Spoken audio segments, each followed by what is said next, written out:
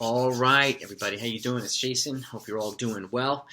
So the last video I put out, and it's in the description down below, I talked about the four most significant or the four biggest names that either should be traded or are most likely to be traded to other teams, whether it be in the offseason or maybe during the trading deadline or during spring training or whenever.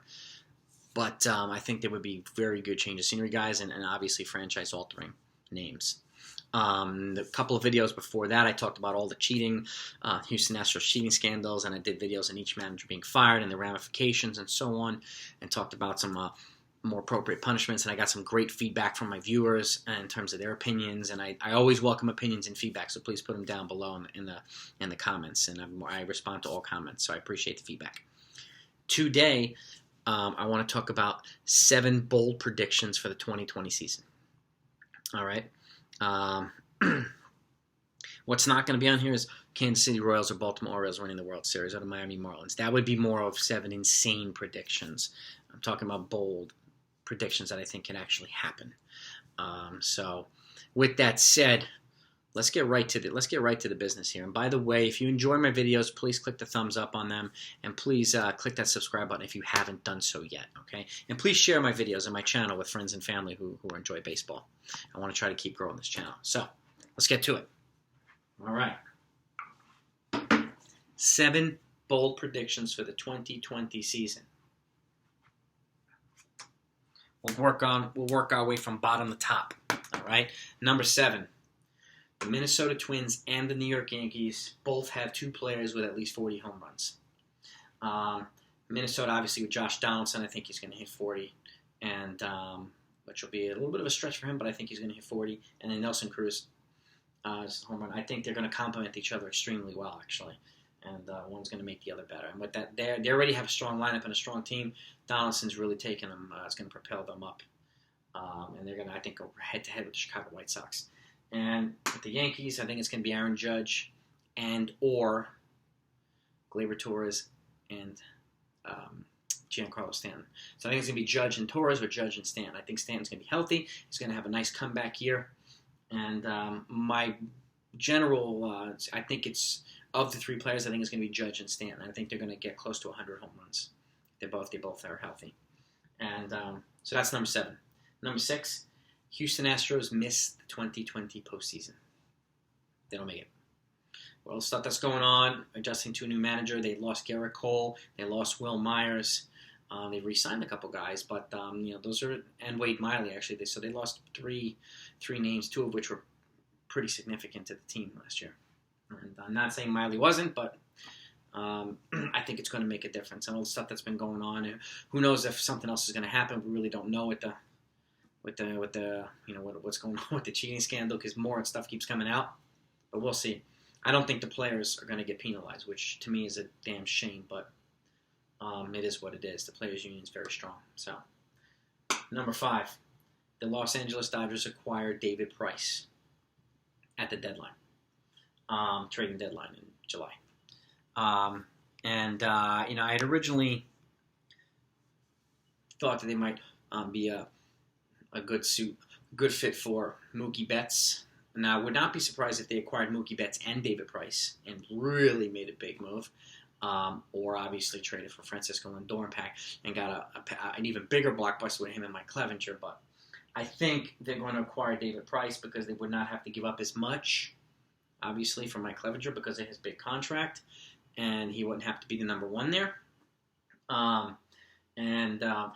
Packaging him, and even if they got him in a package with Mookie Betts, they still wouldn't have to give up Gavin Lux, because Betts only has 1 year left, and the only scenario I see them giving up Gavin Lux is if they're getting Clevenger and Lindor in a trade from Cleveland. If I were to GM, I would not give up 6 years of Lux for 2 years of Lindor or 1 year of Mookie Betts. No way. Sorry, but no way. So I see them making still a pretty significant trade, and Boston eating a nice chunk of the contract. I think it's 3 years and $96 million left, or some pretty significant number like that. I could see Boston eating probably $30 million of it, which would leave the Dodgers to pay $20 million a year for the next 3 years. I could see it happening. Number 4, who I also put in another video, a significant trade proposal. I think the St. Louis Cardinals are going to acquire Mookie Betts instead of the Dodgers. They are a good fit for him.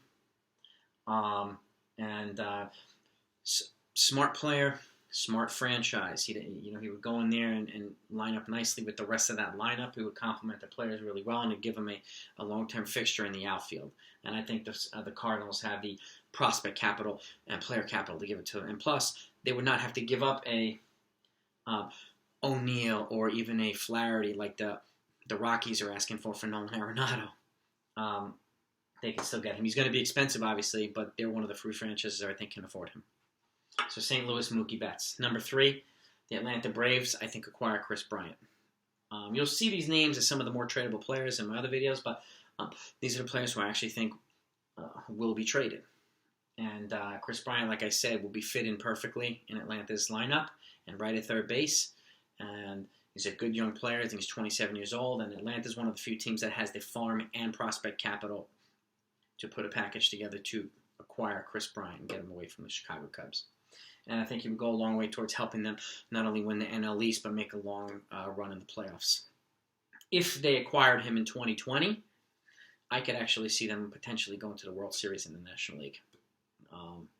I could see it happening, but again, that requires, paper is different than performance on the field, so we'll see what happens. Number 2, I think Oakland wins the American League West.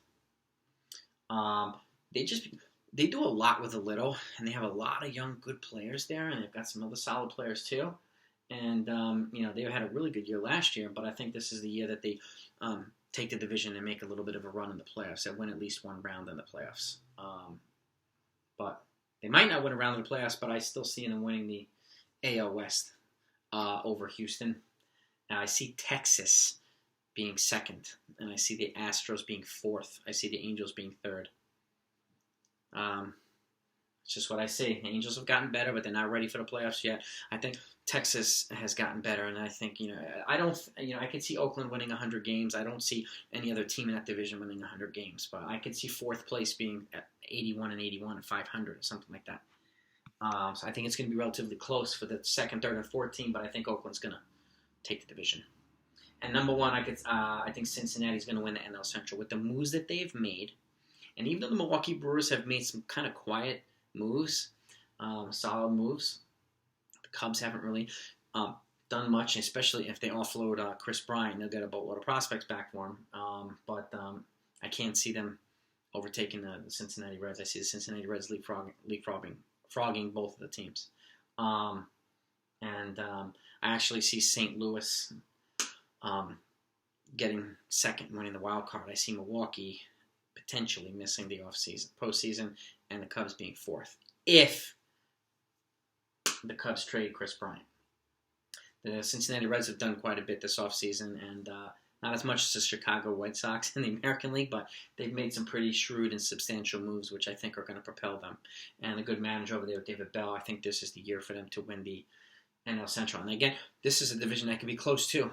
You could win 90 games and be 4th place, or 86 games and be 4th place. So I don't think it's going to be a runaway like some of the other divisions. But I think the Cincinnati Reds, this is their year. But again, I wouldn't be surprised if the Cardinals won the division, but I still think the Cardinals are a player or 2 away from winning the division and making a run.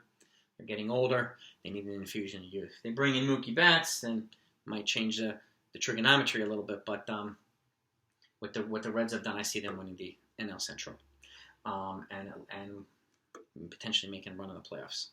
They're kind of building themselves to make a run. And Luis Castillo coming back, being healthy. They got Wade Miley, and they brought in a bunch of other players. Mike Moustakas for that lineup.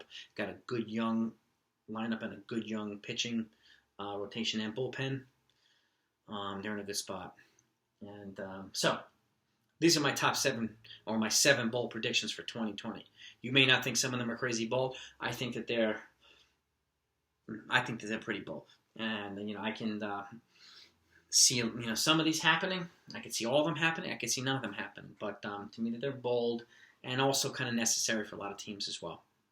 Let me know what you think. If you enjoyed this video, put the thumbs up. If you haven't subscribed yet, please do so. And again, share my videos and channel with friends and family who are baseball fans. I appreciate it very much. So keep an eye out for my next video. My next video, I'm going to do a breakdown. Actually, I might wait, but I'm going to be doing a 2020 outlook for each division in both leagues. And what I'll do is a put their 2019 record, and then I'm going to predict their 2020 record, and you'll see where they stand and based on the moves that they've done. I'm just going to wait a little bit longer until the rest of the offseason has happened. There's still some big players like Castellanos and Ozuna and some other big players who have not yet signed with teams. So I'm just waiting for that to happen before I start doing stuff like that. But I'll be doing videos, top 7 bullpens, top 7 lineups. And if there's any other requests that you have from me, put them down below. Those are all requests that I want to accommodate. So, again, thanks so much for your support. Keep watching them, and have a great weekend.